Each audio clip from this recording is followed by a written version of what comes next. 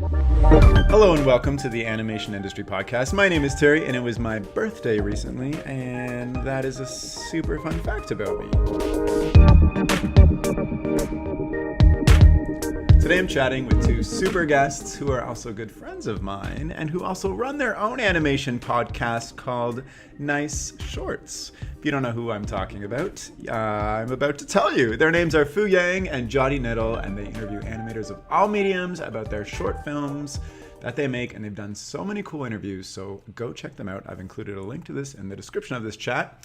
So if you love animation podcasts, Nice Shorts is another one you should definitely be listening to. Now, besides this stellar podcast that they run, Fu is also an award-winning stop motion and 2D animator who also teaches stop motion, and Johnny is a music composer primarily focusing his talents on concert hall works and animated short films, including a whole bunch of Sheridan grad films, which is just super cool. Now, in our chat, they share how they started Nice Shorts and some of the things they've learned about running an animation podcast, as well as the ins and outs of their stop motion and music composition careers. But first, this episode is sponsored by Hue, makers of colorful plug-and-play cameras for learning, work, and play. Originally designed for teachers, Hue cameras can also be used for creative activities such as capturing hand-drawn pencil tests and shooting behind-the-scenes footage, time-lapse videos, and stop-motion animation. Their flexible cameras have posable necks, manual focus controls, and they are compatible with Dragon Frame, OBS, Twitch, Zoom, and many other camera apps. Visit huehd.com to learn more and follow @HueCameras on social media for news, fun, and giveaways. And if you go to huehd.com and purchase any Hue product, you can get 10% off with the code 10TerryAIP. That's 10TERRYAIP. So make sure you check them out because they are super great. Now, without further ado, let's jump in. Hello, Johnny and Fu. How are you? Hi, Terry. Very good, Terry. So we're two podcasts interviewing each other, I guess. Yes. Look at that. I came on your podcast. Now you're coming on my podcast. What is something interesting going on in your lives right now? Johnny, you want to go first? You start. So it's I don't know what I could say about it. It's an interesting day. I'm hiring vocalists to sing for stop motion animated tampons and poop. Sorry, tampons and poop. Yeah, so it's a short film called Shit Show that's been announced. It's really cool people on it, and it's like the same week I hired these singers to sing for the poop. They're also singing for the string quartet thing for a different film. So it's been a very interesting week. Is this for broadcast, for a short film, for so can't say some of that. It's been announced. It's not okay. It's one of those, it's under NDA, but they've announced a lot, but I don't know everything they've announced, so I just kind of don't say anything. But it's called Shit Show. Fair enough. Shit Show. I think I know what you're talking about anyways. Okay, so you just hired a bunch of singers. You're a music guy, and you just do you have a roster of singers? Do they do auditions? Do you just like go to a website and hire people for this? Like, this is interesting to me for how you hire singers to sing about tampons and poop. Well, okay. So for the record, it sounds like potty humor. It's not. Just want to be. It's hard to explain, but to find some musicians. Contractors for some things. So like the string quartet, I use a contractor called Fames. They're in Macedonia. And so they take care of everything. You give them money, send the scores, the Pro Tools sessions and everything prepared. And then they give you a time and a date. And you basically just be there and on Zoom and you listen, and they have the musicians, the recording stage, the Pro Tools engineers, everything set up. So you just got to give them money. Wow. Contractors take care of everything pretty much anywhere, or remote recording, which is a lot of stuff anyway. You just meet people and keep knowing more people. Yeah. And so I could call like individuals to just have them do certain things. But when you need a blended sound for a bunch of stuff, it helps to get a contractor to get a few people to do it on one place. Cool. I already have so many questions, but I don't want to ignore Fu here. I'm very interested in Johnny's, like how he do that too. Well, why don't you, Fu? Why don't you ask him a question then? Wait, Fu, what's going on in your life? Your life is more interesting. Yeah. Tell me what's going on that's interesting right now. I know you just moved. Yeah, I just I- moved. I usually like in the Bay Area, San Francisco, Yeah. and in the Berkeley, very tiny studio, no room, just studio. But now I'm moving to St. Louis, Missouri, and yes, Missouri, right? Your pronunciation Yeah. of that is actually pretty funny and good. Because Really? misery, like misery bad, but Missouri. Yeah. Oh, Missouri. Okay. And then, yeah, so I am expanding a studio size. Very looking forward to do more stop motion things there. Oh, congratulations. So you have Thank you. you have a bigger studio space now. Does this Yeah, mean you have yeah. a project in the works in stop motion? It's pre-planning, Yeah. Nothing really in the build yet, but Okay, that's it. okay. But that's so Yeah. exciting. Wait, is this also where you live, or is this you're renting a separate studio? Oh, it's very interesting. It's like my houses look like this, and I have a courtyard connect, and then this is like two-store garage size Oh, garage, and on wow. top is studio. Yeah, I can share with you the picture. Like Oh, that's it's amazing. I'm so yeah. envious. Like my studio is just my bedroom when I push the bed aside and put out an animation table. That's amazing. Congratulations. Thank you. Yeah, you can come Done.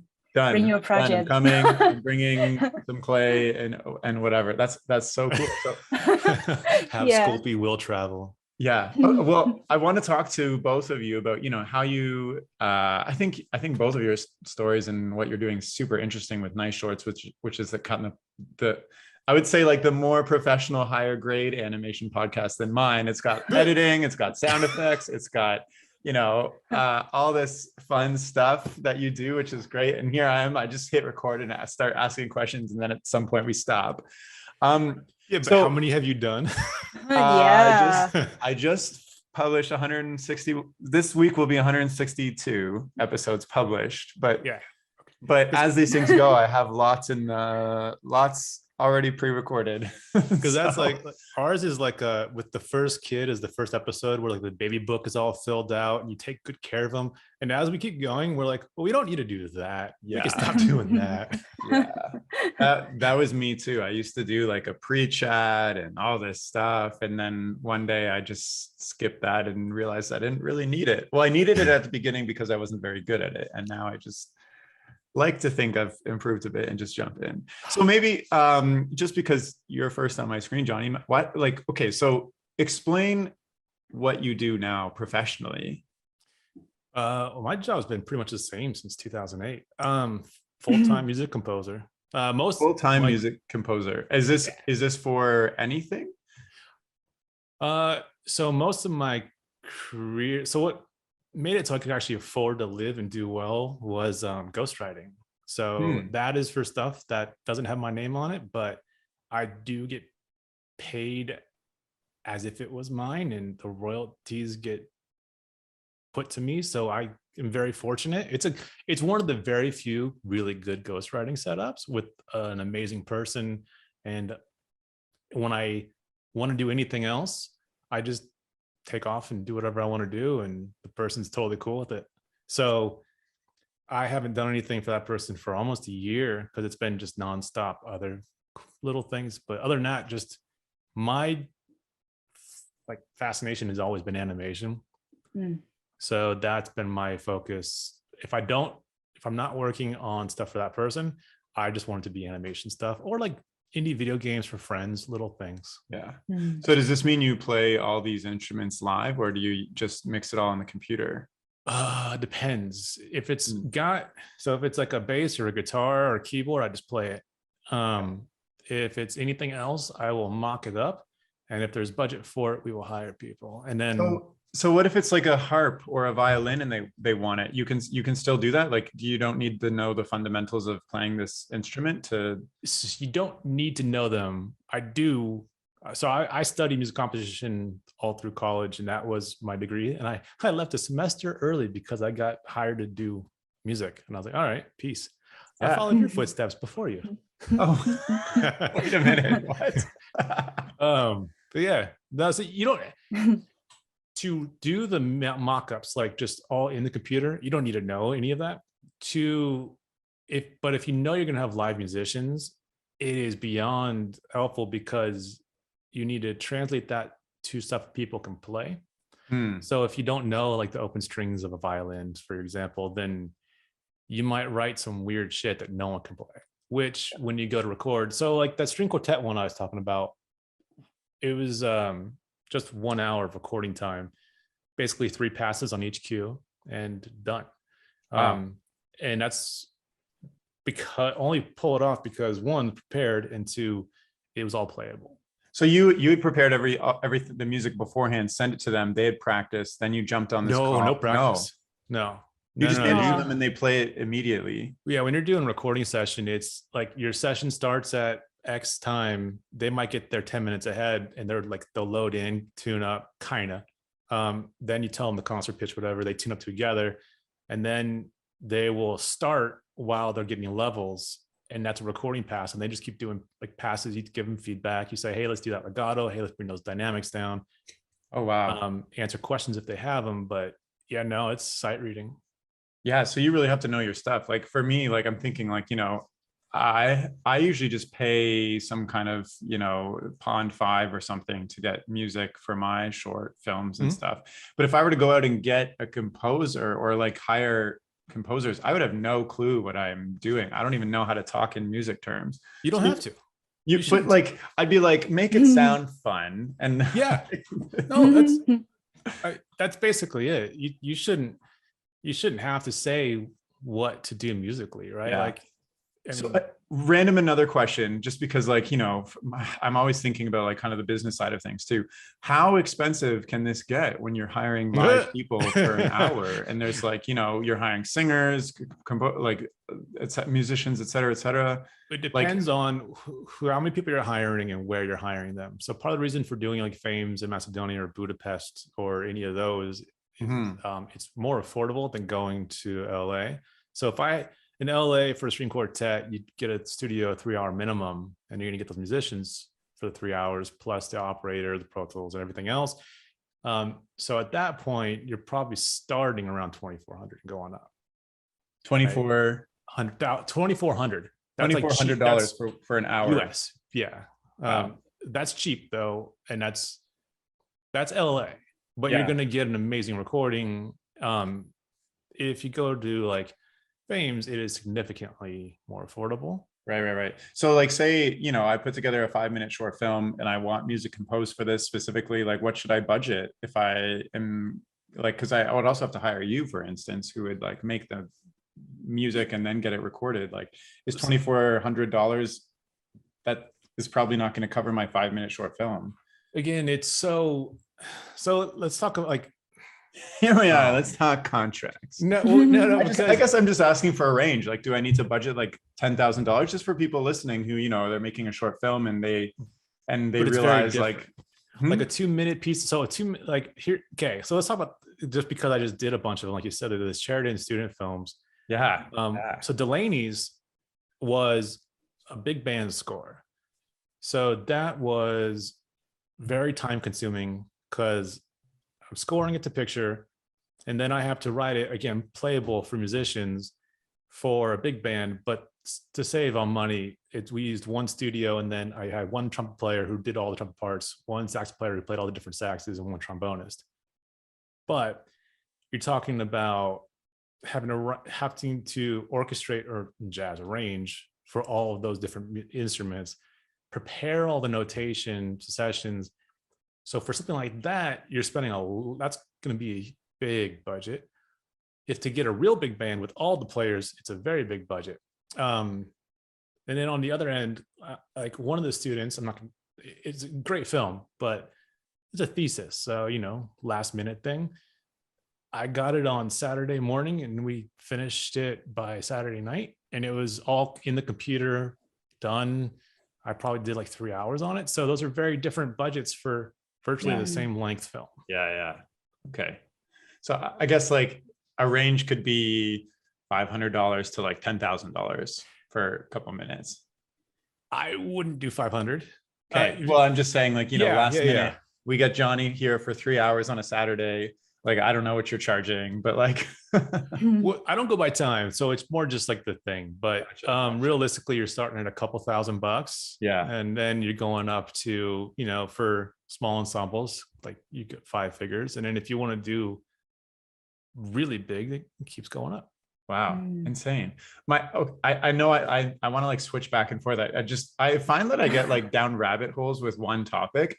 My last question is, that I forgot it actually. Perfect, because food. Oh, the is way more ghostwriting. interesting. The ghostwriting. Oh. What do you mean by ghostwriting? Like like, is this for like TV shows or jingles or like people who are singing songs or TV shows? TV shows. Okay, so you had a deal where somebody had a connection to live action TV shows and they needed background music for these shows, and you ghost wrote for that person. It's a little more complex than that, but basically it's someone who does a lot of music for a lot of shows and doesn't have the time for them all. But their name is like pretty reputable. But that's been, I mean, I've started for that person over a decade ago now. Yeah. Interesting. Yeah. So that one, I mean, but like you'll hear about the situations often where it's not good. This is not that. This is very beneficial and great. And that's great. Honestly, like the person's been like a mentor and amazing and like offered to help me move when I moved. Like, wow. Amazing. So if I'm watching TV and I keep seeing the same name, it's like, I don't know, it's like Mary Bertha on every TV show. I'm like, that's probably Johnny ghostwriting for this person. No, but honestly, quite often if you see someone's name over and over, no matter what the person is, no matter how big they are, it's probably someone else doing a lot of the work. Totally. It's like that with, you know, novels and everything. So that's super interesting. I never really thought of that as a music thing. It's kind of like turning it into a production studio. Like if you suddenly had 30 jobs, you would oversee them, right? I mean, it's my dream that Terry Ibele, the name, is pumping out 10,000 animated pieces a year. And it turns out I'm not doing anything. I'm just sitting in Hawaii drinking a cocktail. That would be great. For the record, this person does work very hard too, but not as hard as Fu Yang. Yeah. So Fu, tell me, okay. So, you know, Johnny is a professional music composer and you are, when you introduce yourself, when somebody's like, what do you do? What do you say? I think it's very easy just to tell other people I'm a stop motion animator, but actually I do a lot of things and I haven't really defined who I am because I feel like for passionate thing, making film is very great and fun. Yeah. But the more time as I really do the night shorts, I found that that's a thing that really motivates me to do it.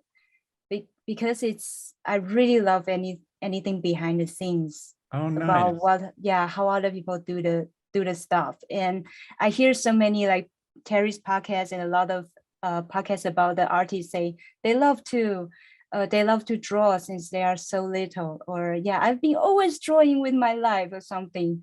But for me, I feel like I would say when I was a kid, I love watching those films who were recording the process of any kind of projects. So so that's why it's a thing I'm trying to build it out more, no matter what, if there's any benefits or not, but I feel like what I gain from that experience and really talking to the artists. Totally. And that's such like an up and coming thing. Like the behind the scenes is almost more popular than the actual product on social media and stuff. Like I keep even seeing lately, like those old clips of Walt Disney himself showing like the plain glass and how things are made. And like people love it because people still don't know how animation is made. It's specifically stop motion. Like even when you say, oh, I keep it simple, I say I'm a stop motion animator. Like from my experience, the average Uber driver doesn't even know what that is. So you said you're doing a lot of things right now. So like what are some things, you're working on night shorts, you have this new studio you opened. Are there other parts of film that you're working on? Well, I still planning and try to do self-funding the some shorts I self-create. Like I want to have some personal content out more. And I also collaborate with other authors for a children's book, and nice. it's possibly can be a film, and it's possible, but we'll see. I don't know. And You're illustrating, or you're writing, or you're just involved in the creative process? I'm illustrating, but I have a lot of freedom to help with the world building or the character. Yeah. So yeah, it was a fun project. And also, well, I'm interested in games. So I lately have some opportunity to talk about if I can go game animator or something. So yeah, I don't know. I still cannot see where will I be yet. That's Just fine. anything, yeah, anything that I'm lucky that people open to me the opportunity is usually led me to have creativity. Like I can offer something, I feel it will be fun, and they just open to it and listen. Yeah, I love that. Like, because there's some people who, you know, they find one thing and they that's their thing and they love it and they just do that. And then I feel like what you just said is you found that you love lots of things and you're just exploring what is interesting. And I think that's great. So, you know, take me back to, you said when you were a kid and you were watching kind of the behind the scenes, and that inspired you to become a stop motion / filmmaker growing up. Like when did that become a serious thing that you were pursuing? At what point? Because, you know, you can become a deep sea marine biologist, oh, that's cool. astronaut, but you chose to. Yeah. She just changed her mind right now on this project. I'm gonna do that. Goodbye. Yeah. Yeah.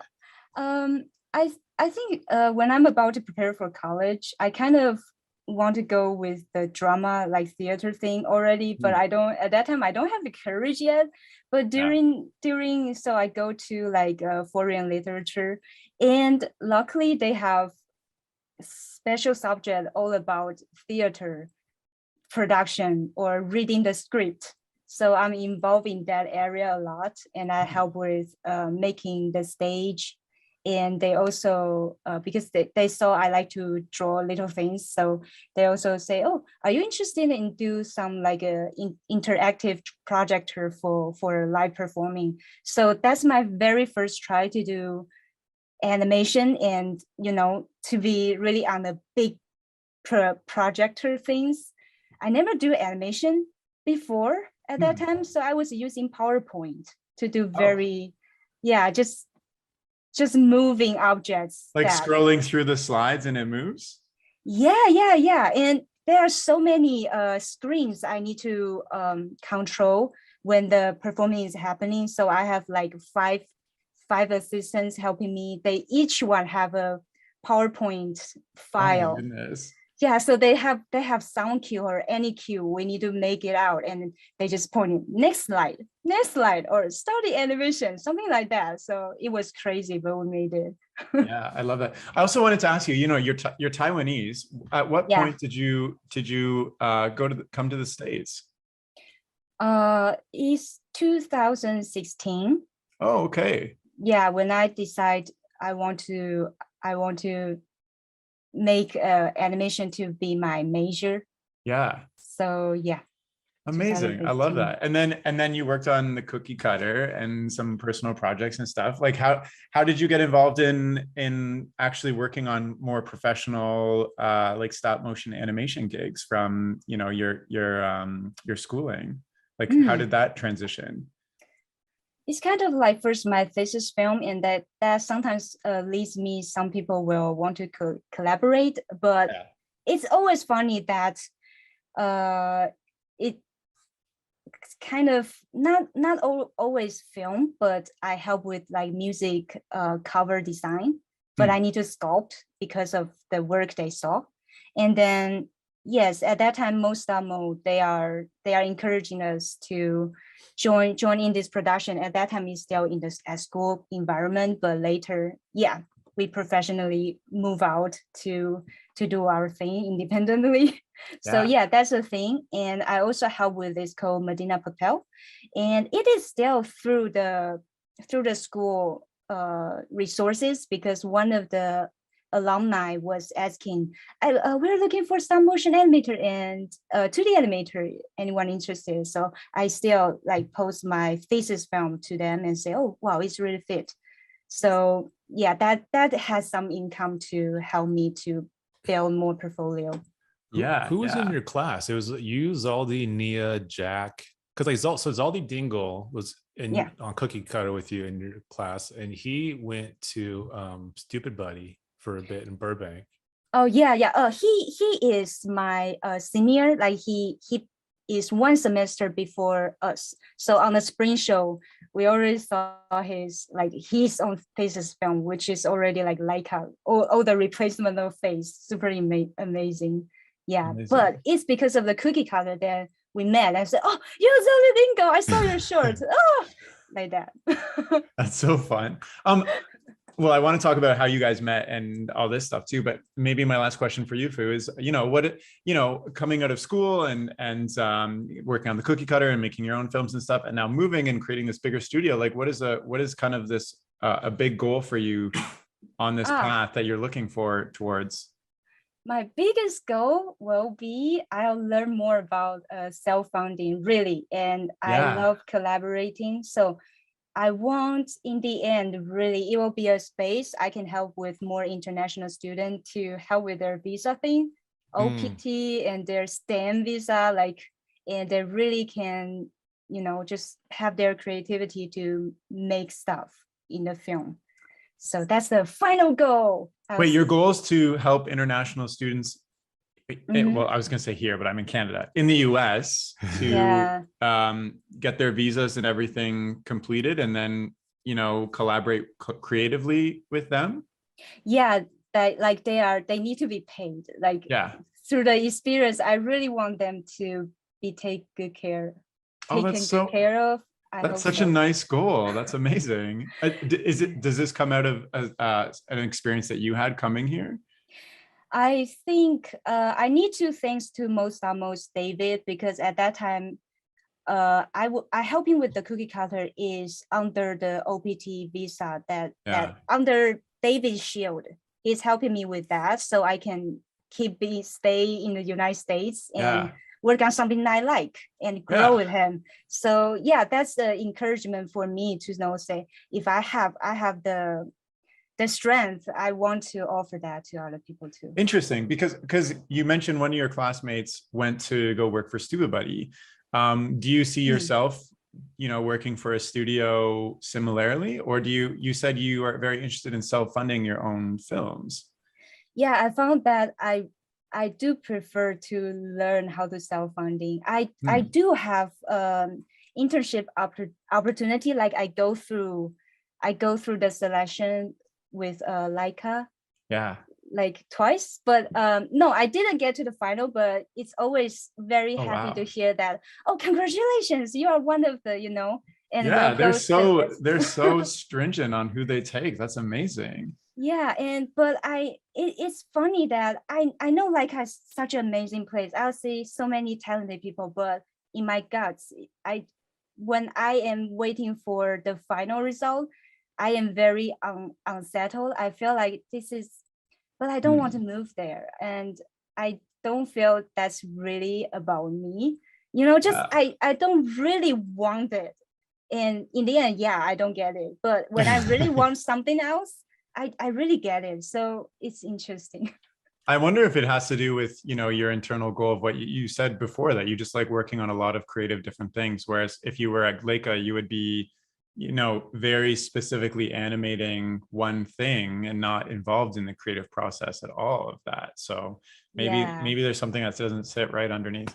Okay, well, are you willing to talk about what you and your husband are cooking up as a concept? Your idea that you think you might want to go do? Ooh. Oh, okay. Yeah, I can share. You mean the studio thing? Oh yeah, sure, that. Oh yeah, so Johnny has all this intel. Yeah, one of our goal is that we will have our studio called La Bobo Studio. Yeah, and we have our puppy called Bodhi. So the Bobo is kind of also relates to him. And yes, like Ben is my husband, and he's very great at visual design in film and in game. So he'll help with the concept things, and I can wrapping up a lot of the rest of stuff of the production. So we hope to have more of that. And we have a musician with us too. That is Johnny. So he's part of the Lovable I'm Studio. hired? Yeah. Yeah, you're hired. If we have budget, yeah. So yeah, come on with you. But yeah, her husband can also, his art is wow. He's an animator as well. You said Ben? He's mainly concept artist, visual development. Artist.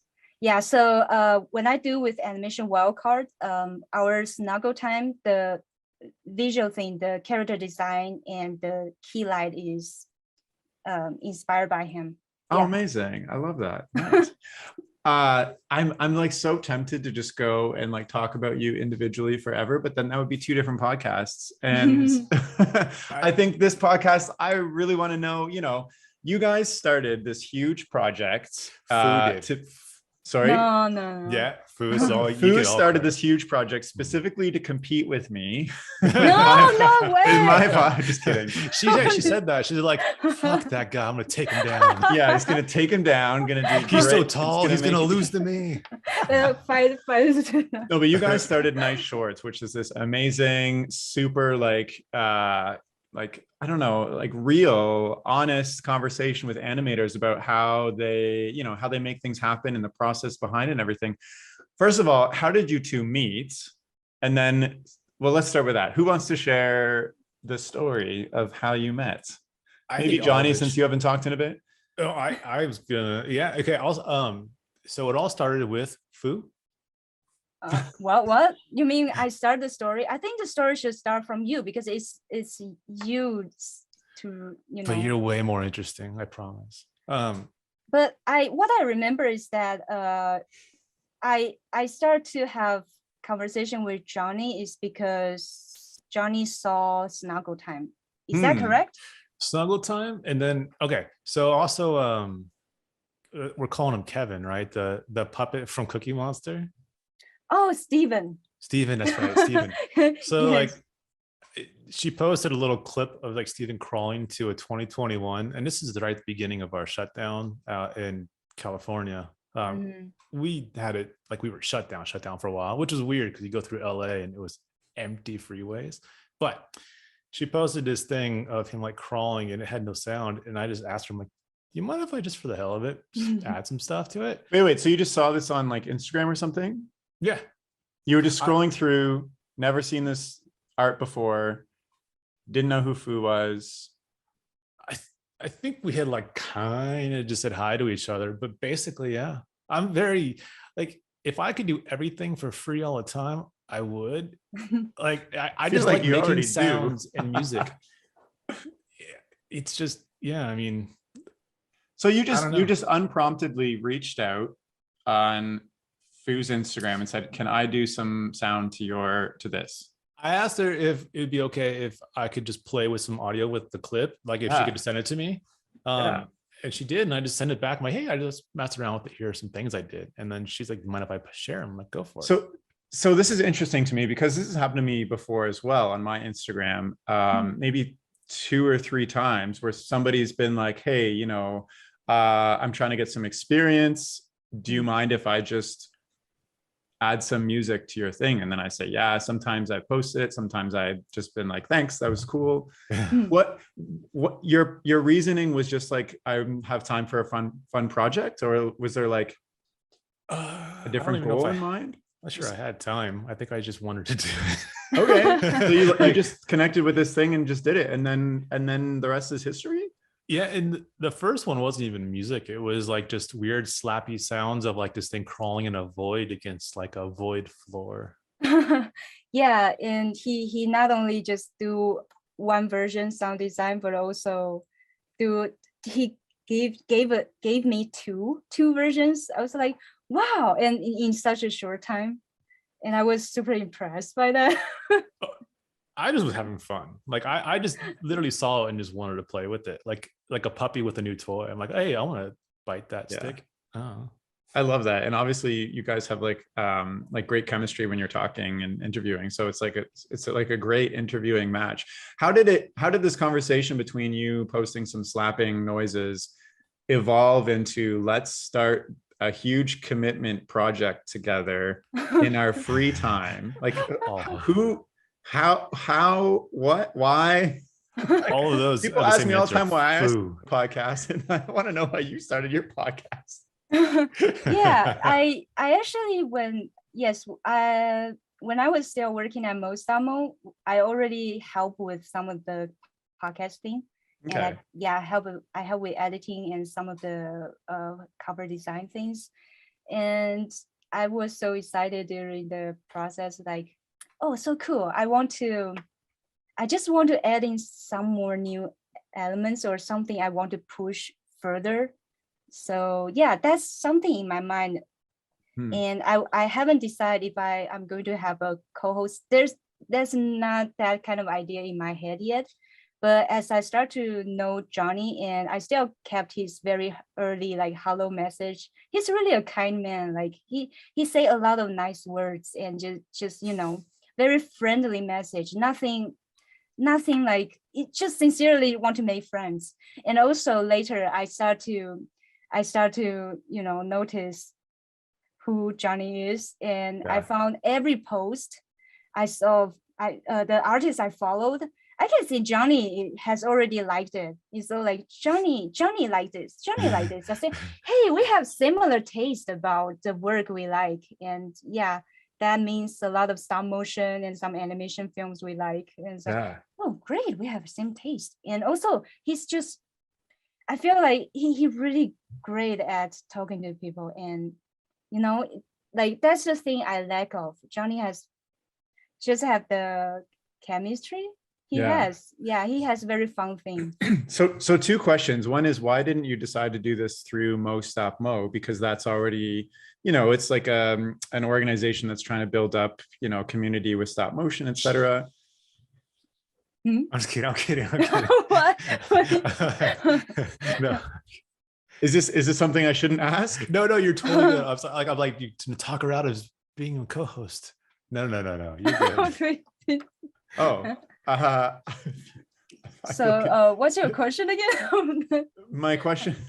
I feel confused. Maybe I shouldn't ask this question. No, you're totally good. I'm sorry. Please cut me out. I'm making a note to myself to look at this later and see if I need to make an edit. Okay. My question is, why did you not? So you're already working with Mo, and you wanted to do a podcast. Why did you decide not to do it with Mo and then to do it kind of on your own? Because I want to have more control. Yeah. I want to. Maybe this is a bad question to ask. Just because you can decide, because for most Mo, I need to consider about the brand. I need to respect what is aiming for. And I found the goal, the direction might be not always what I wish, what I want to hear, or what I want to ask. So that's why I decided. And also, when I was doing Mostamo, I feel my confidence is not strong enough.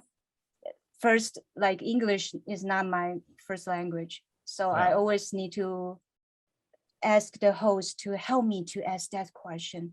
But later on, I found like, no, I can't. I need to, if I really want to learn, I need to reach out myself. I need to boost up my confidence. So that's also why I think I need to learn to be the host and learn to interact directly with the artists I like. So that's also why I want to build it up by myself. And but I found, Johnny. So Johnny is throughout the process is like a mentor, really, because a lot of time I don't, such as the Calendly. Calendly, and a lot of like art Airtable, like all of those organizing and collaborating softwares. like it's him introduced those to me and kind of lead me to know how to work better with others, because I'm so used to do things on my own. Yeah. So he's a great guy to let me learn and very patiently teach me about interface as well. And yeah, and through he talks with other guests, I am the very serious one. If it's really only me to host, it will be super dry because I always ask super serious question. Why? But Johnny will, he will relax. He will relax. Why'd you do that?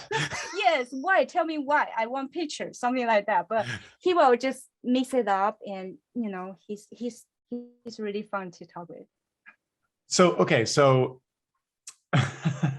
there's so much going on in my mind right now. So you started talking with Johnny through Instagram, I guess, DMs or something. And then at some point you made a personal goal of yourself to start a podcast where you dig into the short films that you've enjoyed and find out the process behind them as kind of like this confidence booster thing to learn more about the process. And then you pitched this to Johnny and said, hey, do you want to jump on a call and talk about this? Yeah, so Johnny suggests, I think Johnny was setting up the Zoom meeting once a month, like regularly. We were just hanging out. Like we would just hang out and talk about, That's we were just so talking about animation cute. stuff. Oh my goodness. Yeah, we are chatting. we had other things. So maybe we'll get to them someday, but we had other things. We will. We have ideas for things to do. Yes, we have. And this is just the one idea that happened to come to fruition first, I guess. Yes. Yeah, I think, yes, that idea comes first. We talk a lot about the concept and some visual stuff about to form. And Johnny is writing, he's writing scripts, things like that. And then, but when the podcast, I really feel like I really want to do it. So I started to ask him, and that's the thing to push it earlier for now. Yeah. So what is the overarching goal of having this podcast and making it public? Like what is the intention behind doing this project at the end of the day? Johnny? My goal with it is I'm just happy to, like, I'm the opposite of a reality TV person. Like I go everywhere to make friends. Like I'm just here to make friends. Okay, so I know how much work a podcast takes. Like it takes hours to plan. You got to make connections. You got to find people. You got to convince them to come on the podcast. You got to prepare questions. You got to bring them on. Then you got to edit it. Then you got to post it. Then you got to, like, there's hours and hours of work, and you've been doing this for quite a while now. So there's an underlying drive, like something of, if you're just on to make friends, I think there's an easier way to make friends. So like, what is the thing that like you're really aiming for that gets you excited to keep doing these episodes after so long? And like, what is that? I'm super interested. So Fu originally came and said that she wanted to do a behind the scenes, and she wanted to, one, better her learning about it. And that's what she pitched to me with the podcast. And I like it. One, just, I was extremely flattered to be asked. Like, I mean, just to hang out with her, she's awesome and she's very inspiring. And she talks about like worrying about her second language, but I'm like, do you know how fucking hard it is to be funny in a second language? Like, get the hell out. Like that, like she's incredibly intelligent. She's well thought out on everything. And I was like, you want me to do this? I am flattered, and hell yeah, I'll do anything you want. And then my goal is, part of the reason I like animation is just there's so many incredible humans, like to just shout about all of them from the rooftop and go like, have you fucking seen this person and what they make? What is, like, look at this human. And there's so many of those, right? And I've been fortunate to meet and work for unbelievably amazing humans, and that's many of the first guests were either people that one of us knew. And it's just like to be able to ask them questions you don't get asked while you're working. And then even though we don't have anywhere, like we're just starting, so our viewer base is whatever, but if even like a handful of people could learn about these humans we know, it's just that, to me, that is worth any amount of hours of preparation. Mm-hmm. Yeah. Fu, do you have anything to add to that? I feel like if I am more younger, I only care about making art. But when I grow older, I feel like it is the human thing, like the growth. Yeah. It more matters to me. You feel more easy to be touched by the work if you hear how the story behind is, it make it more solid. And I don't feel like I want to just be an animator and just keep doing that kind of area. I am interested in doing, just being like a media to give some message, or just really just connect each other, try to build that network for everyone. And I hope it can be educational. It's kind of like symmetry to most demo what he's aiming for, or animation wildcard what they are aiming for. That's I love those platforms, so I learn from them, and I also see what I can do on my side to spread it out. Interesting. Yeah. So do you see the podcast as part of something bigger, like one piece of building a community or whatnot? Because this is something that I've thought about for my podcast too, because I end up interviewing a lot of people, and I love when I hear that people have made connections behind the scenes because of listening to somebody on the podcast and reaching out to them. And there's like there's community going on offline the podcast just from having this. And so I've thought about like, how can I increase and enable that? And I haven't really, first of all, it's a time commitment issue for me because I can't build everything. And second of all, I'm not too sure like I've thought of having like a Discord channel, which kind of Animation Wildcard has, or like, a meetup or something, or bringing on like a panel where people can join live. And I haven't really figured out what that might look like. So I'm wondering, as it sounds like you're thinking about similar things. Is the podcast one piece of a bigger thing in your mind? I think so, yeah. Do you have any ideas of what the other pieces are? Other pieces will still like back to, I want to make the studio more steady, like it really can run someday. And so that could be the bigger thing, right? So I still have something behind the scene to share with everyone.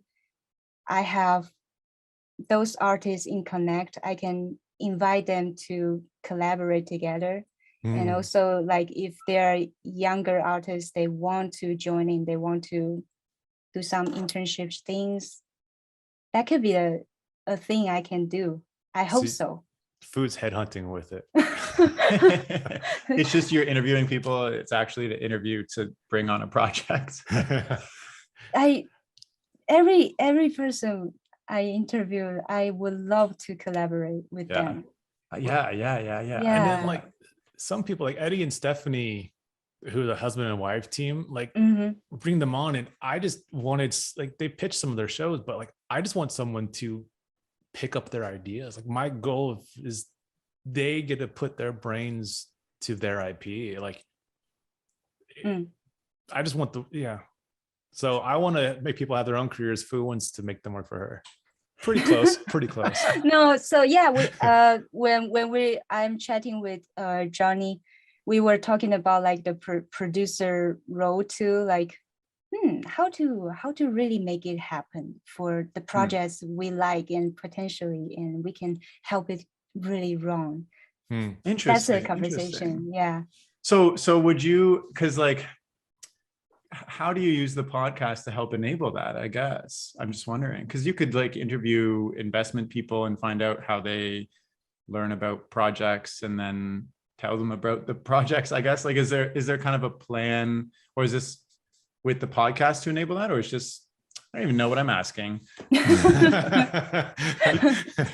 Talk amongst yourselves. Yeah, talk amongst yourselves. Actually, why don't I just switch it up a bit? Johnny, you're not traditionally an animation person, and I'm assuming you've learned a lot from, here I'm making a judgment about you, but I'm assuming you've learned a lot about just the animation process and behind the scenes from the podcast.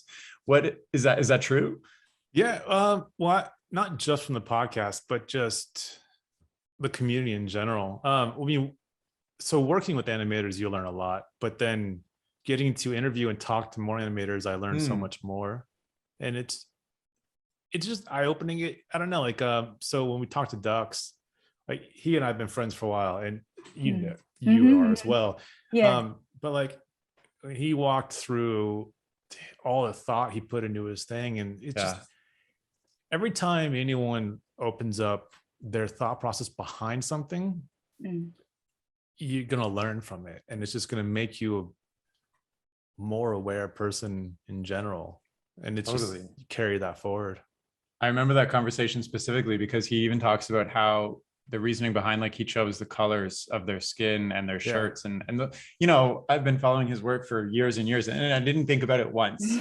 But like from an overall thesis perspective, like I saw his film. I attended his thesis showing or whatever. I saw you there. I saw the film. I don't think many people, it's not public yet, but seeing it in like a complete sense and knowing all the stuff behind it gives me such a greater appreciation for what it is. And I wouldn't have picked up on all those subtle things. And I totally agree with you, you know, like having a podcast and being able to grill somebody of what it takes to put together something like Fu, you were saying, like there's so many incredible people, etc.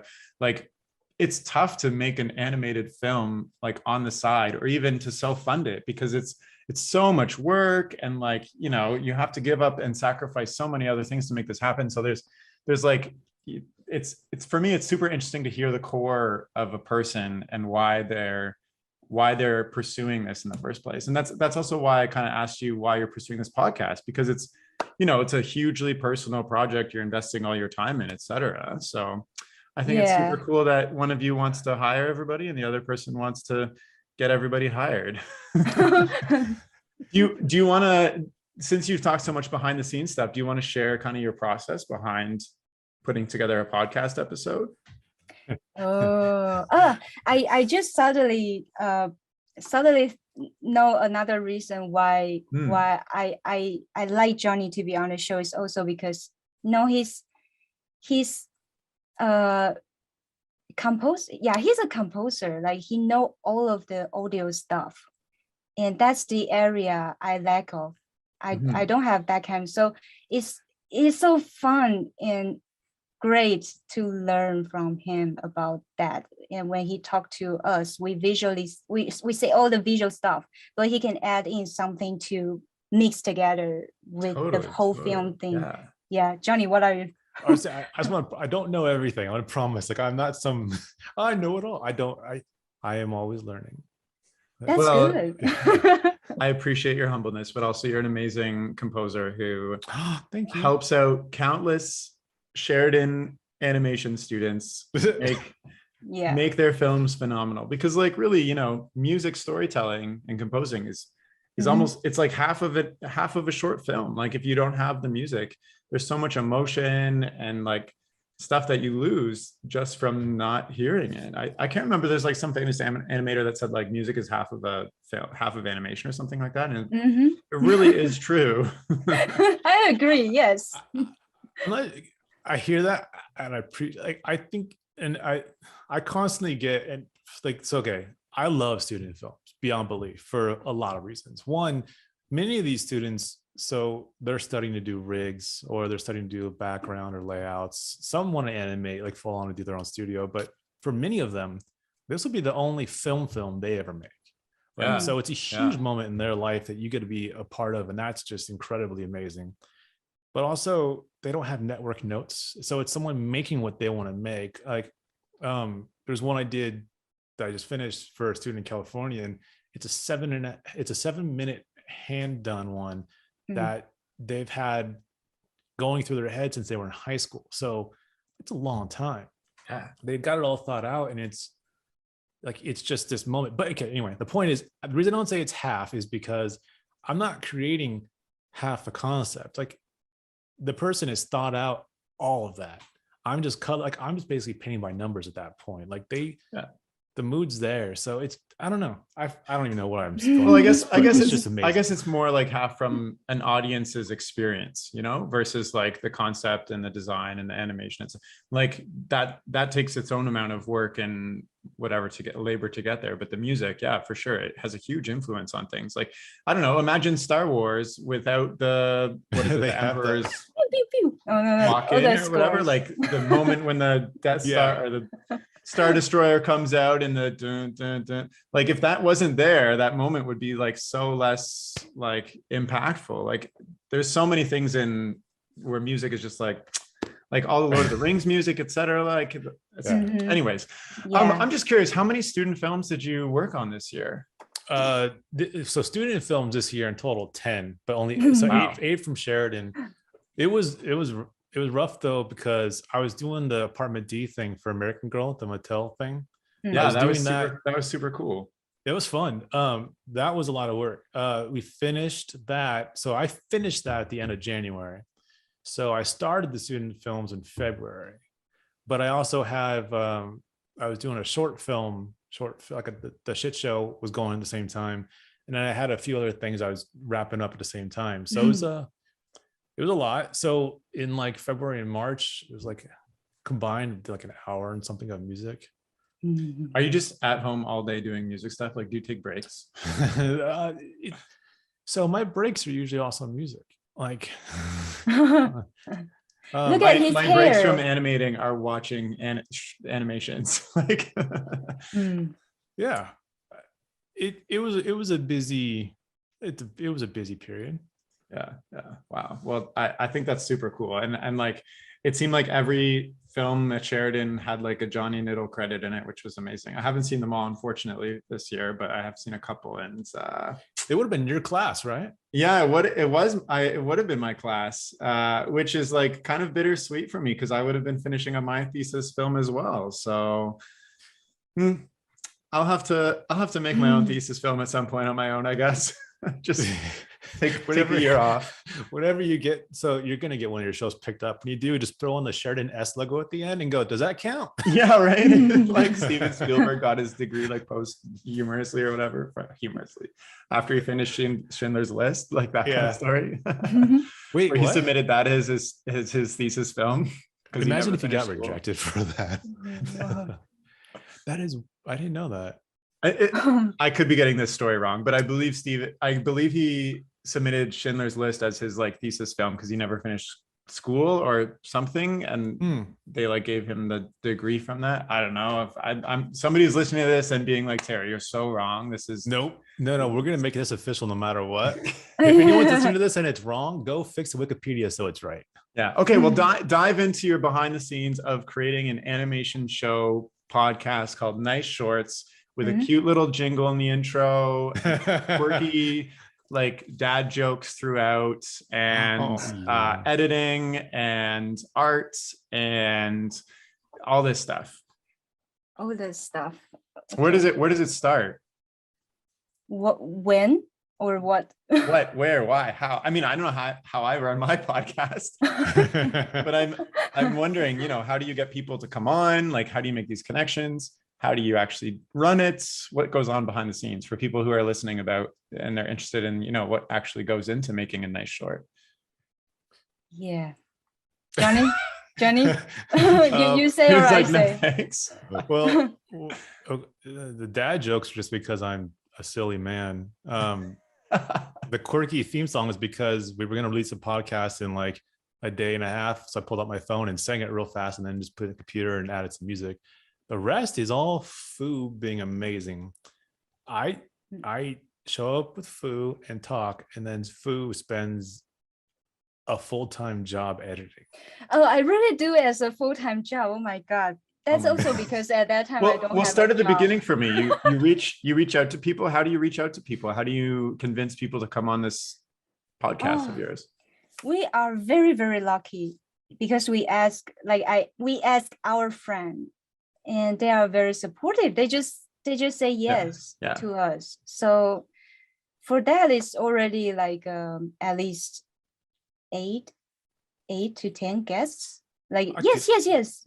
Yeah. Like that, right? Yeah. No, please, sorry, please. Yeah, and we also invite animation wildcard founders.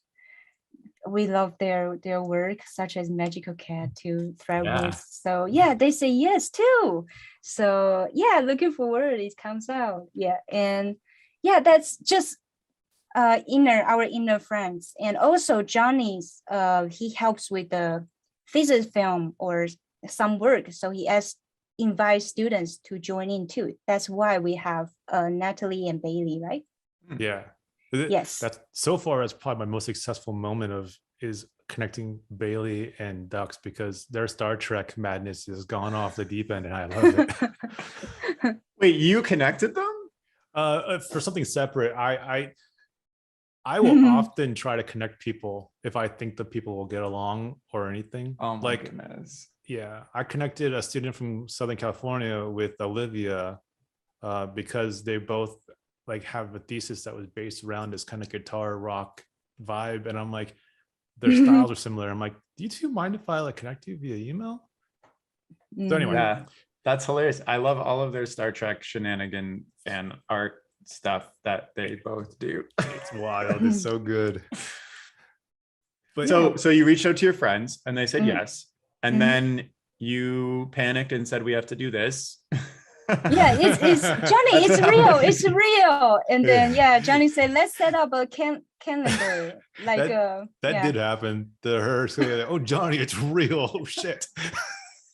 So then, you know, what goes into creating a podcast episode behind the scenes? How much time do you spend? Where does it start? How do you book things? We book very intense, right? Is that like very early stage, a month? How many is there? One day after another. Yeah, we crammed them all in together as much as possible. Like, so I use Calendly all the time just because I love it. It's a great tool. I created an event for it that anyone could pick from our schedules, and then we have a schedule set up for those, and they can only book one per day. And then what we did is we sent out a bunch of invites to, like, the original was like 8 people that we had, and just let them pick their days, and we knocked them all out in like 2 weeks. Wow. And Fu spent 300 years having to edit them. So you just did like a whole week of interviews, and then you had like a good backlog, and then you're like, now I can schedule these for going forward. Yeah. For the schedule, like we have stored them for a couple months because at that time I forgot what something happened in my life, but it's like I'm preparing to figure out how do I really, what's the result should look like. So it takes me some time for that. And also like Johnny make the theme song, and we try to organize what do we really want it to be. Like there are so many freedoms. Yeah. And our show, we actually have a baby name list, and we let our early guests to vote for what kind of name they are more interested in. Everyone had 3 votes on what. Oh, no way. Yeah. Well, do you still remember, Johnny? Like I don't. I just had a lot of silly ideas. It was very silly things. Yeah, I love that. You're also making it fun. Like, you know, I came on your podcast, and like you had me fill out questions and answer questions and ask questions for the next guest, and all this. You passed, by the way. I passed. I was kidding. Yeah, that tiny thing is design. Johnny suggests like, hey, there's something we can play with. So that's so cool. It keeps it super fun. Like, that's something that I feel like maybe I haven't focused on in my podcast, is to, like, you know, keep the mood light, because often people say like your podcast is so professional or intimidating, and I don't intend for it to be like that at all. It's just like, when I listen to your podcast, I just feel like, you know, I usually just put it on, and like while I'm doing something, I just listen to it, and it's just like a super nice conversation. So okay, so you record this, it's like all over Zoom, right? Zoom? It wasn't at first, and it was over. I don't want to slander the company. It was a different thing. Discord, Skype. I started out using Skype and quickly canceled that. So we used Riverside.fm. Never heard of it. it's fine, but like it became a headache because we brought people into Zoom, then had to send them there. The audio setup was very different, and it was causing friction. And Fu kept saying, "Hey, Johnny, maybe we don't use it." And I'm like, "But it's a better quality." And she's right, of course. Yeah.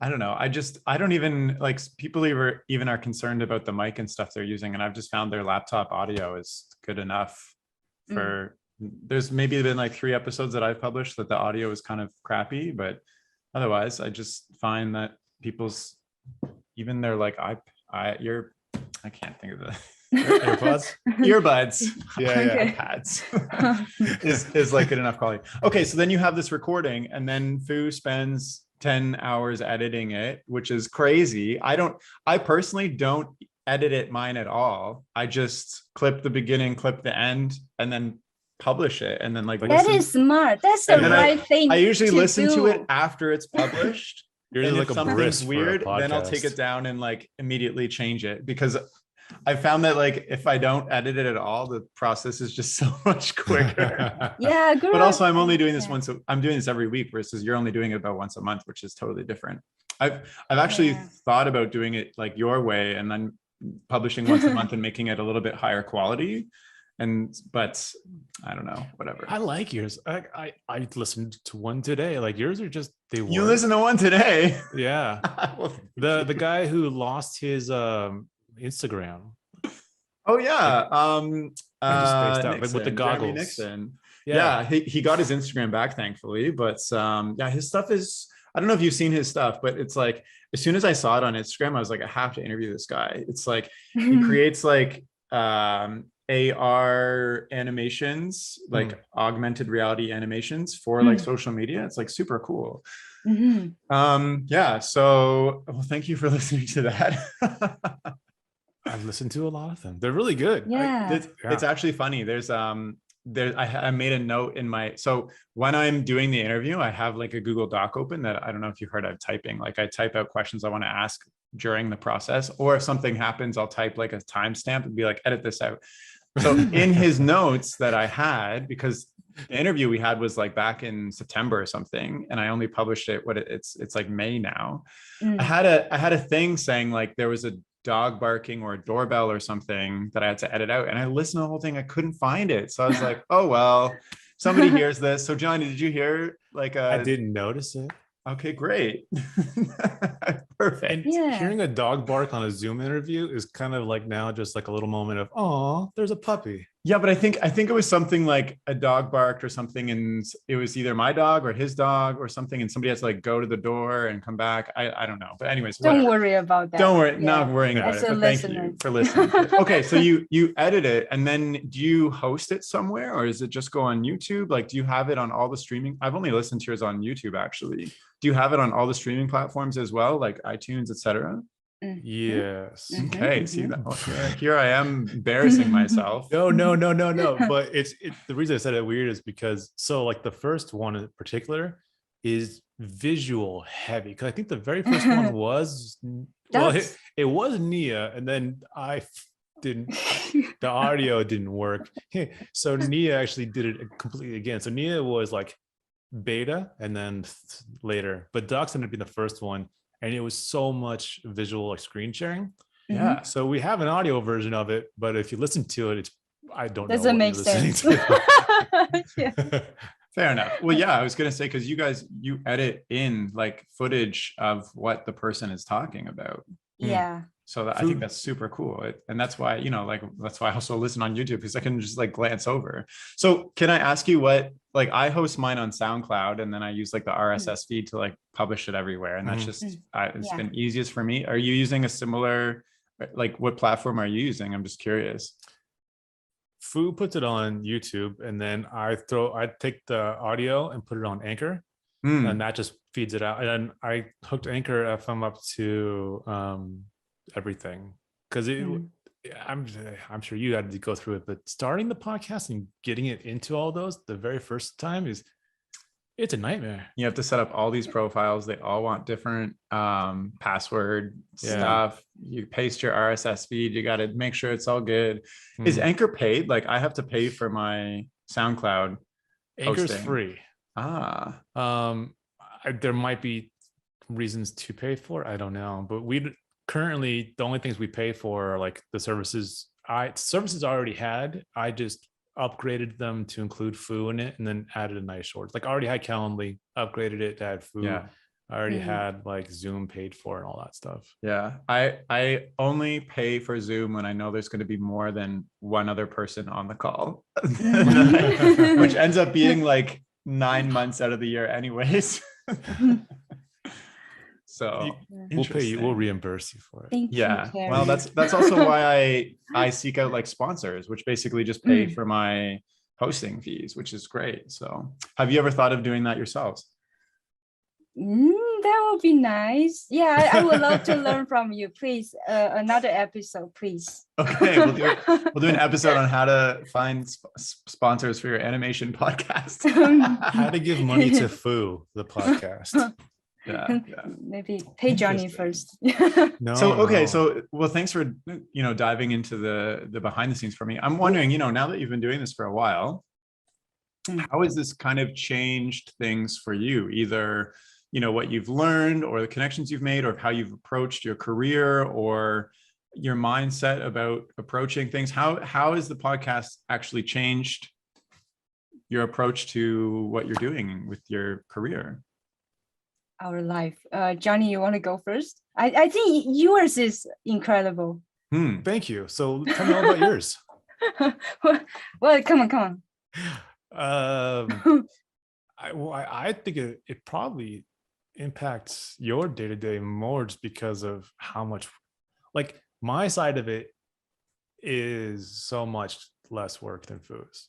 Like I said, the theme song was literally, I'm not shitting you when I say like, oh, I'm sorry, I keep making these cuss words on your. I don't care. Okay. But like the theme song was literally like 15 minutes. Like we interview, I can talk. You were on a podcast. I like to ask a lot of questions, do rabbit holes, and go down weird paths. So I could talk for a while, and then Foo spends at least 10 times as long editing everything. It is ungodly how hard of a worker she is on everything she does, and her diligence, and like how like the bar she sets for herself on all the work is impressive. It's so nice to hear you. I ask a question about how it's changed things for you, and you just end up complimenting each other. I think that's amazing. You guys are so cute. But I can share one. I feel it's very beautiful, and I'm very happy to see this happen. Is that Johnny co-host with me, and then I saw he has so many interaction with those artists, and he even like they help each other. He helps with some festival promote with the audio thing, sometimes Martina. with the Martina, and sometimes with the clips, sometimes with the new submission. Like he just keep going, and people do ask him, can you help me with that something? So that's the real collaboration I feel is happening. But I like to see that. Just full disclaimer for anyone listening, I help people for things that are like for fun, or help is like you are term. Interested. There's still usually money involved somehow, not always, but if it's a commercial project, it's not. Don't ask me for help, because if you're gonna make money off of it, I'm not gonna just. So like Sonic branding stuff is gonna be, you're gonna be paying a lot. But yeah, just quick disclaimer. So it's not just hey, do this. Okay, cool. Of course. But yeah, food. It's like, so here's a fun one. This is why career paths are so hard to explain. Like I've gotten so many jobs just from like a random lunch or a random person, but like the apartment D thing was because of Foo. Because of Foo, I met Casey and Lex from Animation Wildcard. Because of Animation Wildcard and talking to Lex and Casey a bunch of times, just on the side, like literally Zoom hanging out, they became friends, and they introduced, like Cammy was like, I need a composer for this, and Lex was like, oh, Johnny. And so because of Foo, like just these little links end up doing the American Girl doll. Like my first stop motion thing I've done. And that was because of Cami and that stop motion. Max over there, before we even wrapped, like, hey, do you mind if I introduce you to a director friend of mine? I'm like, yeah, would love to. Yes, I mind. And then ended up doing a shit show. So like, it's just one of those, it's just always dominoes. I don't know. Yeah, no, I think that's a great testament to what you originally set out to do, which was build a kind of a community and like promote people's work, and it ends up even benefiting yourselves. I'm trying to get others hired though. They keep hiring me. Yeah, but you know what I mean? Like, because like a lot of the time, animators and maybe music people, I don't know, can be a little bit more introverted when it comes to making connections and networking. And the story you just told me is like a proof of how meeting somebody and just being a kind of cool, no nefarious intentions leads to working and meeting other cool people. So yeah. Like Apartment D would have had to find a composer to work on that stuff regardless, and you happen to make some cool connections with these people who are knew you, etc., and there you are, right? Oh, it was kismet. I had a gap. Like, they needed someone the next week, and I had a gap in my schedule literally for 2 months, like right when they needed 2 months. I was like, yeah, okay. Oh, it was weird.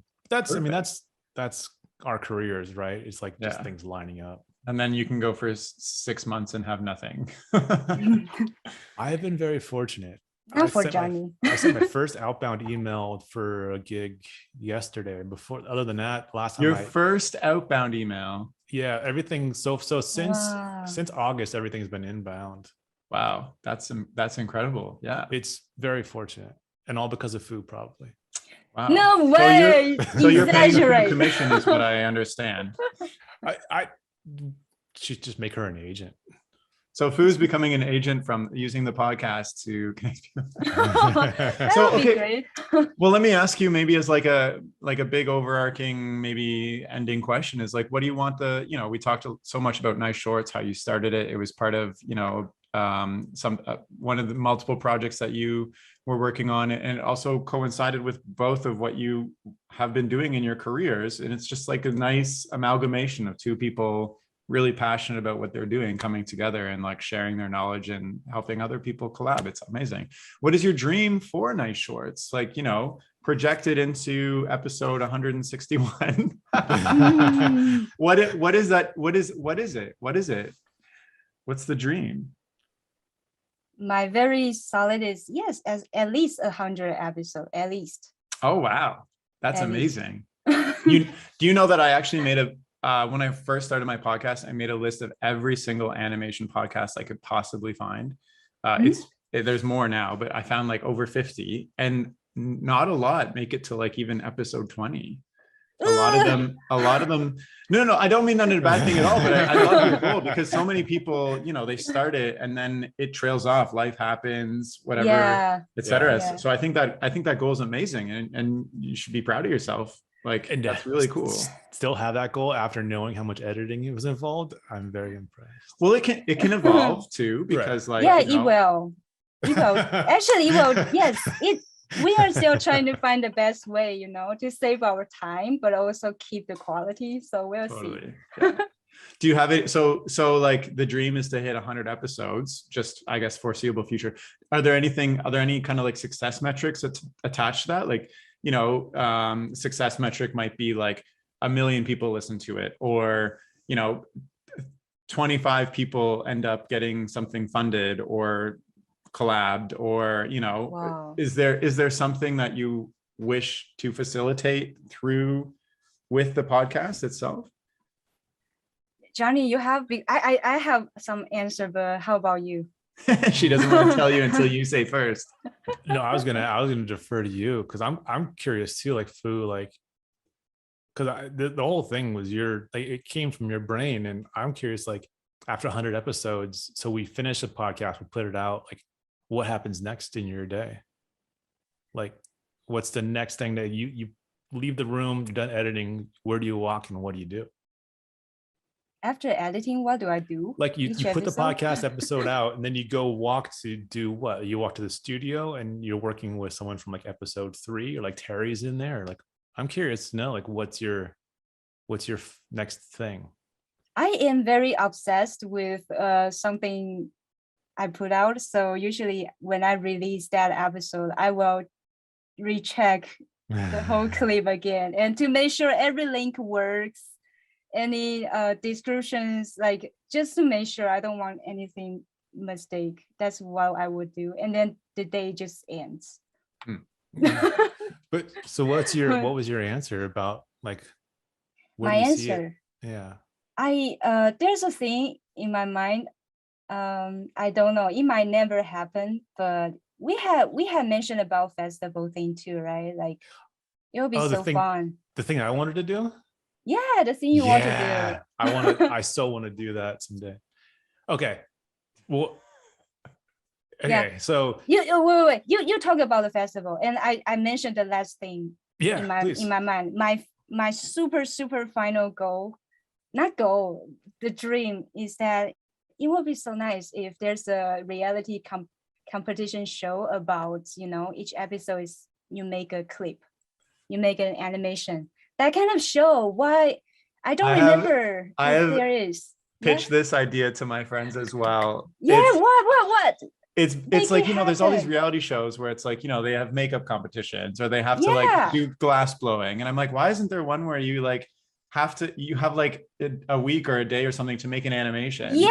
And everybody I pitch it to is like, because it takes so long. Hosted by Lindsay. Like, have Lindsay Beckenbauer do it, and then you can call it 10 seconds a day. And like, oh my goodness. Yeah, she's just her. She's like, are you done yet? but we have similar, like 72 hours or 24 hours. Yeah, right. We just need a team to record them.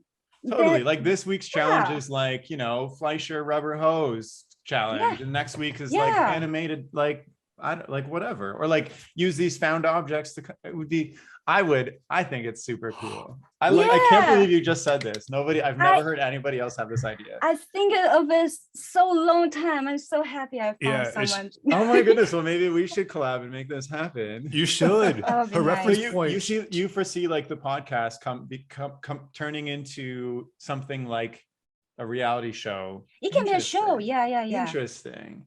Wait, what's the show you always reference? Because it's a great show. Which show you mean? Yeah, making it. Oh, making it. Yeah, that's one of it. Yes, making it is more craft, right? Which is similar to stop motion, I guess. Yeah. Make it into animation. Yes. Yeah, there are other like too much. We're ending. I know. Sorry, Terry. But no, that's Johnny, fine. This is so fun. So the festival thing. So I'm from Southern California, right? Like I just moved to the East Coast last year just for the hell of it. But so in Orange County, there's a little theater called the Frida in Santa Ana. And as these students were putting out their thesis films, I was curious how much people rent the theater. And it wasn't much. And I'm like, that'd be fun. Because when I was way younger, I would go to Spike and Mike's when they would be out in like Long Beach. And those, you see a documentary on them, you're like, oh, problematic. Didn't realize that. So maybe like a less problematic version of that. But for student thesis films, and then like for the Sheridan one, there's so many that are put out and there's so many great schools. It'd be rad to just kind of, I made a joke that because of all the Sheridan things I did, go up there and rent a theater and just have all those films be there. Yeah. I'm like, well, why don't we just kind of try to do like a traveling to all of them? Like go to Southern California and rent a couple different theaters, or like go up to Toronto and like rent a place and just have a big free for all, and the students get to see all their films and have just random people show up and hang out and make it a big party. That sounds amazing. I mean, maybe it's the perfect time to start that as COVID. Well, from a Canadian perspective, COVID doesn't exist in the US anymore. Yeah. And we're just going maskless indoors here now, but it's because the weather's nicer. But maybe it's the perfect time to start up something like this. Like, Spike and Mike, I actually interviewed him on the podcast a while ago with Kat Eliocean. And you know, there hasn't been anything that's kind of picked up that hole that was left from that festival. You know, every city has its own kind of like, I was just at the in Halifax for their animation festival, and Toronto has his, you know, the Taffy animation festival, etc. But like, yeah, for sure, why not? Spike and Mike's was one of those, like, because I mean, so I was born 1980, so like when I was 19, there was nowhere to go see stuff like Happy Tree Friends. But you go into this little theater in Long Beach and just everyone's just having a grand old time, and then animals that are adorable are slaughtering each other. You're like, this is amazing. Like Plimpton stuff would be there. Like to be able to share that experience, and it would be incredible. That would be something that's just, especially like for students who have just finished their film, are burnt out. But it's also so exciting to see everybody's films. Like everybody joins at the end to watch all the thesis films. It's like this big exciting thing. Yeah, I think there's a really like, we're getting into like culture now, but like, you know, smartphones changed everything, and kids grow up with a smartphone, and everything is just like, you watch TikTok by yourself, you might share it with somebody else. There's not like a communal, let's go to a place and just watch a whole bunch of shit together and have a good time, and like people are like drinking or smoking or throwing stuff around. Like I've never been to Spike and Mike, but I went to like the Rocky Horror Picture Show in Toronto when they play it like at the old theater, and like everybody the room or whatever, and everybody like throws spoons at the screen every time you see like stuff like that. It just doesn't like, there's this big culture thing that is just, I feel like is waiting to happen. Like I would totally go to just a short like I do go to animation festivals. What am I saying?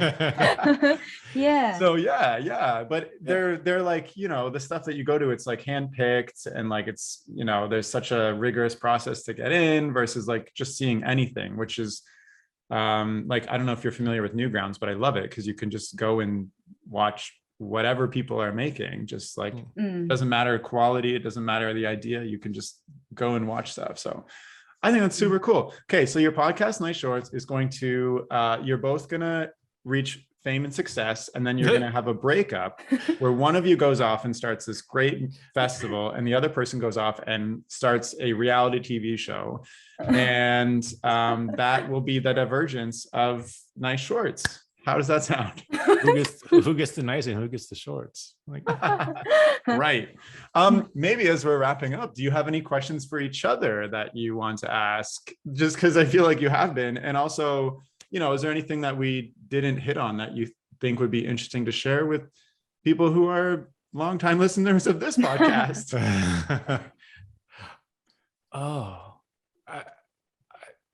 That is funny. I could ask Fu questions all day, but on the spot, I can't think of.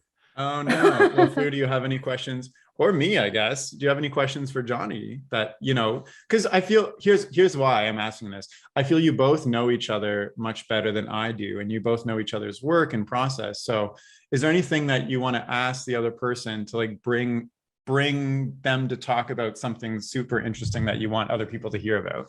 Okay. Fu, what's your favorite thing about your work ethic? My work ethic? Or what's your favorite It's like, thing? what? What's your favorite thing about what you do? Like when you look at yourself as a creator, are you happiest about that you've achieved or that you do achieve? What I'm happiest about? Oh my, this is so tough. Wait. I need to think. But Terry, do you have your answer then? Yeah, it's for you too. You got to answer it as well. Yeah, I have I'm to curious. answer this as well. Yeah. I'm curious. What am I most happy about achieving? Like when you think about yourself creating and just like in your day, I don't want to limit it. Just what do you reflect on and like the end of the day, like, you know, I'm happy I do this thing or that I mean, there's multiple answers. One of them is like, I get off so much on just when people watch my stuff, and I have this like, my heart stops waiting for the reaction, and it's like, are they gonna like it? Did they like it enough? Like I love that so much, because like I feel like creating art and animation is just like such a personal aspect of who I am and how I perceive the world and what I want to create, just like what's going on in my head. But I often reflect where I'll just have moments throughout the day, because like I guess anybody who's heard my story is I had a different career. I was in business, and I basically gave up everything, quit my job, moved, like went back to school from scratch at 30, not having any confidence in doing animation at all. And now like it's been that was in end of 2018, and it's now 2022. So 4 years later, and here I am like working full time in animation. It just feels amazing that I trusted myself enough to take this different path, and it's worked out so far. And I don't know what the future is going to bring, but I'm just happy and excited to be doing something that I have always loved and never thought was a reality, and now it is. So it just it feels super fulfilling. I don't know if there's actually a word to describe it, because it's like this amalgamation of my whole life's experiences and years of waiting and not giving into this thing that I wanted to do, and then giving into it and feeling so vulnerable. And then I still feel vulnerable, but I'm doing it. Like I don't know what the word is, but it feels great and scary. Great and scary. Great. Yeah. The things you Frary Terry. The things you said on when we were interviewing you last time, it's just amazing that it's incredible that if you really look at the path you had, it started with or without you when you were a kid, and was like you kind of resisted it, and then it just finally you let it happen. Yeah. And you're still working your ass off to do what you're doing, but like you actively kind of avoided it, thinking that's not the thing. And like the book of spells and all the drawings you did in your old stop motions, and how you sent it off randomly because you had nothing else to send, and it ended up being great. Like just all the things you had always done kind of lined up for the trajectory that you're already pushing on now. Yeah. It's wild. It feels, thank you. And it always feels like very emotional when I hear what you just said reflected back at me, because like it's, when you're in the experience and when you're just living your life, and you just described like 30 years of my life in like 2 sentences, it's totally different to just be living it and experiencing it versus like to reflect and say like, oh, that actually happened. And like there are kind of very clear stages to change things, but then like in the moment I was making decisions like that were huge and impactful, and looking back they just seem like silly, like, oh yeah, I totally could have just said yes to this and done that. Like, so it's, I don't know, it's very interesting to like, I feel almost emotional just hearing you say those things, because it's like such a, like I lived through that, I guess. So anyways, that's my answer. Fu, you've had enough time to think. I'm so focused on listening to you, but I think I don't have a general, but I just very happy to be here, like really talk to you, Terry, really. Like, because I was when I was working on Medina Papel, I think that early year, and then when I started to listen to your podcast, I was like working and start from episode 1 to the most latest at that time. I just continue keep listening, and I feel like, well, man, I really hope to, talk to the host and talk to this artist. So see, now I'm talking to you, and we are able to interview you, which just and all the behind the scene again, like digging through your mind. Oh, that's the thing I feel happy. Can I also say, like, that's one of the coolest things about interviewing people is all of us, like, so we're going to get off this and we're going to go back to whatever we're working on, right? And we're going to go like have dinner and do our shit, and like in the morning wash our clothes and just work and think about deadlines, look at emails. But when you're doing the interview and like recapping to someone what they've said, is they suddenly get this like, wow, I've done all that. And it's really cool, like, to think of how much you've done, even in just since you left school, or like, again, Eddie and Stephanie. But even you this past year with working on 10 student films and all these projects, like, that's huge. But it's right. All I think about is like, well, it's done. It's also kind of sad, because when you're working with people, you like build friendships and then it's suddenly over, and you keep in touch, but it's you go from talking to someone several times a day to suddenly not talking to them. And that's always trippy. But yeah, it's hard to see it when you're in it. So the podcast is fun because we get to watch other people, like their eyes open up and remember how much they've done, and it's just really cool. Yeah. Oh, we're having such a cute conversation. I really like this a lot. And also, Fu, when you were saying that you listened to so many of the episodes, like that means so much to me. Like I had no idea that anybody would listen to my podcast when I started it, and like it just feels so special that, you know, it helped you out somehow, and now you're doing a podcast yourself. I think that's incredible. Thank you, Terry. Yeah. You're part of this that made me, you know, grow. Really, yeah. No, it feels amazing to me, actually, to know that, like, you know, something that I did, you know, was listened to by you, and it helped you in some aspect as well. Thank you. Yeah. Do you have any other questions you'd like to ask each other? Johnny, so you finally have some time to relax, right? After finishing all the film. So what's your plan? Soon. Soon? Yeah, soon. My plan, well, I was going to take off, so I might just take like a month off and do nothing. Just go back to California, go home for a while. Nice. I thought about maybe just going to visit you at your new house. Yay! I thought about going up to Canada just for the hell of it, but come here, visit me. So I don't know. Currently in like June-ish, so this will be way after this or way before this. Actually, time is so weird. This will be out. June won't matter, but I don't know. I would like to take a trip and just do nothing. I thought about do a work visa, because I've been working more and more to make everything mobile. So just ship a bunch of instruments, put the rest in storage, and maybe just go to a different continent for a while. I don't know. Or just go back to California, because I do miss the weather there. The East Coast is wet. Well, it's summertime, so you might as well enjoy the weather and travel and take some time off. I have a question for you, Terry. Okay. You mentioned that after doing interviews for a while, you started studying Oprah. I started what? Studying Oprah and her interview techniques. Yeah, that's true. What I never heard from you was, what did you learn from Oprah? Oh, so okay. So one thing that I learned from her is that, like, I am so much more engaged when she is able to tap into the emotions and the emotional reasons behind things of her audience members.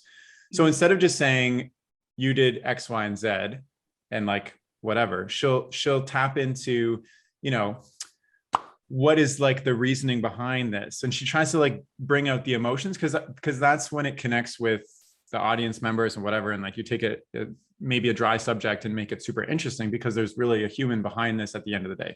So I try to talk and pick out, why did you do this thing? Like, what are the challenges involved? You know, what are the reasoning? What does this mean to you? Versus like, you know, why do you run a podcast? Well, I run it to, I don't know, shit, whatever. And then, so that's like one thing I'm still trying to get better at it. And it's like something I have to actively work on, because it's just, it's easy and natural to just be like, to just ask generic questions like, oh, I don't know, what is this? What is that? Versus like, you know, dig in and tell me. And then the other thing she does is like, you can actually watch like people deconstruct how she interviews people on YouTube, where she like leans in, she usually touches the person, like just skills that she's developed to get somebody who has never met her before to open up and share personal stories right away, which I find is very difficult. And so I try to, you know, it's one of my goals is to like make somebody feel super comfortable, because a lot of the times I'm meeting somebody for the first time and we jump into recording and I'm like, tell me about your childhood immediately. And then, you know, people don't always feel super comfortable. So I try to be like that person's friend and make them feel comfortable. And obviously I can't really reach out and touch somebody Just- through Zoom. But if you notice, like I try to smile the entire time actively if you're looking at me. Because By the way, if you're on Zoom, fantastic you're smile. either looking at yourself and checking yourself out, or you're looking at the person. And I try to actively, there's a couple of things I do. You'll notice I'm like this, and like my hands here and touch, because I try to show you that my hands are like in the frame. I'm not doing something else. And also that I'm looking super relaxed as well. Like I'm actually got my knees up on my chair, like I'm like super professionally. So I try to like show that I'm looking really relaxed, and then I'm constantly smiling as well and nodding. And then the third thing is I try to, because when I first started, I could talk about this for a long time, but I love this podcast episodes specifically that I feel embarrassed about because I did not do a good job at this. I'm like yawning. I was daydreaming. I wasn't paying attention. And then there's a dead silence, and I had a lot to learn. And the third thing is I make notes for myself on what I want to ask the person. And I used to actually do a whole pre-chat where I would write down, I would get the person to like share their story, and I'd write down things. But then I realized that when we actually do the interview, it seems kind of rehearsed. I'm getting the person to talk about their experience again. And some people need that, and that's fine. And some people ask me to do a pre-chat, and I'm totally happy to do that. But I try to do everything candidly, because I notice when I do the pre-chat and then I do the interview, the person will say almost exactly word for word what they said in the pre-chat, because they're remembering the question that I asked them, and they're remembering how to answer it again. And then it feels less spontaneous and a little bit more rehearsed, I find. And then I don't make copious notes for myself. I always like research the person and their work beforehand, so I'm kind of knowledgeable, and I'll write down, they went to school here, they did this film, they worked on this. But I don't make a lot of questions for myself, because I noticed that when I was doing that, I was more focused on asking them the next question that I'd prepared versus digging into what they just said to try to uncover more interesting stories from what they shared with me. And then, I try to actively listen and stay in the moment so that I can pick up on when there might be something more interesting to dive into, or segue it into something else, which I have my notes for in case the conversation reaches a dead end. So there's where Oprah comes into play. I think the most things I learned from her, which I'm still trying to do, I'm not very good at, is how to get somebody to emotionally share their experience through through the decision making of how they ended up in their career, versus because the difference would be like, I finished school and I interviewed and I got my entry-level job, and then a position came up and I was a supervisor, versus like, finishing school was like huge for me. And like, I took this big risk to like apply for this company that I didn't think would hire me. And like, I met this other, like, there's a big difference between how somebody tells a story. So I'm trying to dig into more of their experiences as a human being versus like the Wikipedia article that could be written about them, I guess. I think you do a great job. I think you're very disarming and welcoming, and you're like a fireplace in a winter cabin. Like just Can I use that somehow? Go for it. Your intro. Yeah.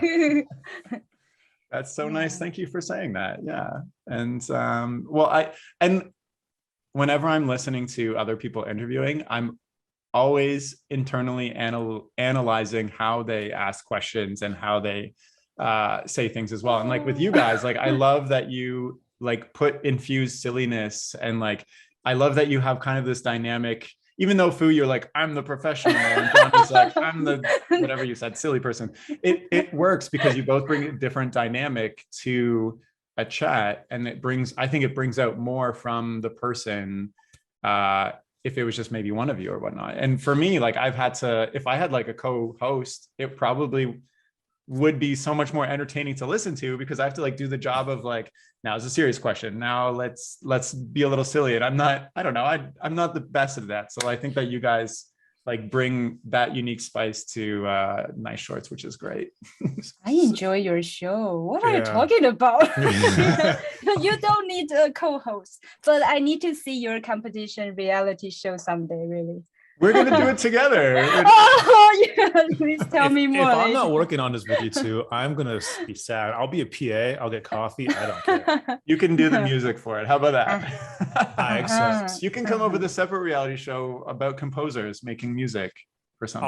I'll film behind the scenes of Foo.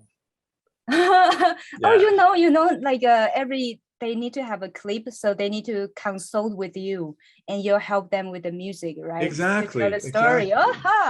Exactly. I'll just do the theme song and then just go relax and take royalties, and I'm good with that. I mean, when it comes, there's already like the 7-Second Club and other animation competitions online that people are already doing. So 24-hour challenges, etc. I was in a 24-hour challenge once and it almost killed me. What would you guys name this? Oh, wait, hold on. 24-hour animation challenge you did? Yeah, there was one it's called the 24-hour challenge, and it's for like all animation schools in like the whole world. I like the name. It really tells you what it is. Sorry? The name, like it's like you know how long it is, you know what you're doing, like it's a perfect name. They come up with a theme basically, and then they say go, and your time starts now, and then you have 24 hours to submit it, and it, you know, music, whatever you can put into the production, however long you want to make it, and you have to have teams of I think 5 or 6 or something like that. And it's like a teacher run or professor run student competition that's like worldwide for like one day. Can we see your final one you did? Yeah. Oh gosh, it's online somewhere. Going online now. I own online. I own online. I can't think of what it's called actually, but we came in 13th out of like, I think it was 13th out of like 100 and something groups, which was really cool for like first year students. It was really, really fun. It was also we had a lot of drama in our group. Ooh. One person left halfway through. Ooh. And I got no sleep, and somebody was very sick, and somehow we managed to put it all together, and it was very stressful. And then I drove home afterwards when I shouldn't have, because it was like a 2-hour drive. So I was living way far away from the school at that point. And then I crashed. Wait, what? No, I mean, like I like went to bed. I went to bed. I didn't crash my car. Sorry.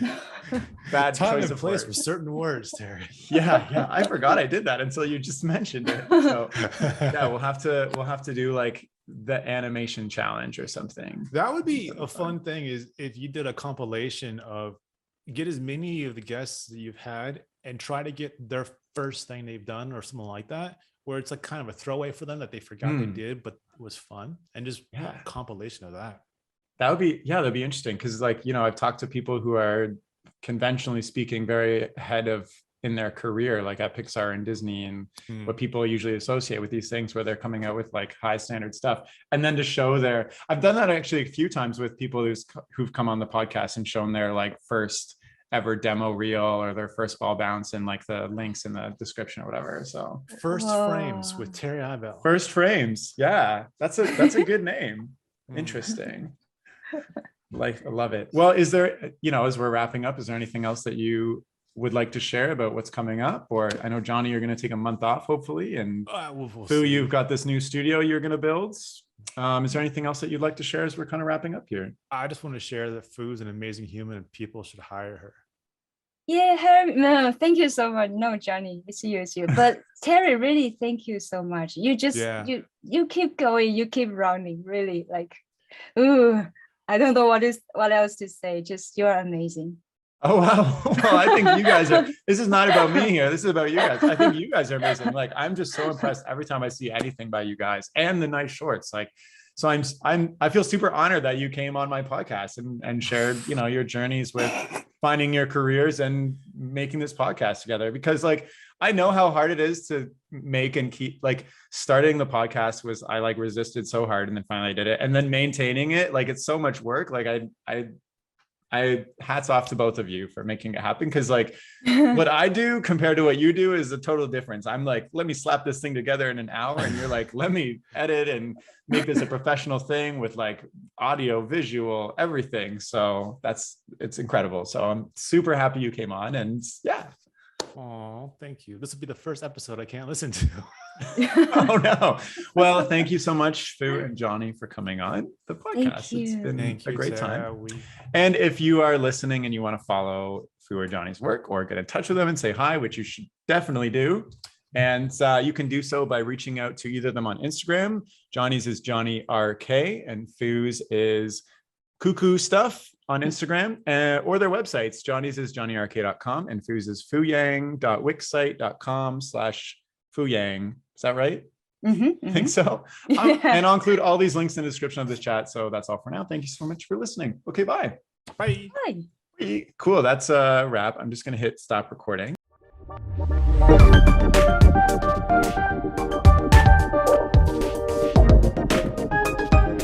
The music for this podcast was composed by Will Farmer and the graphics by Daniel Abensauer. I encourage you to look them up if you enjoyed their work.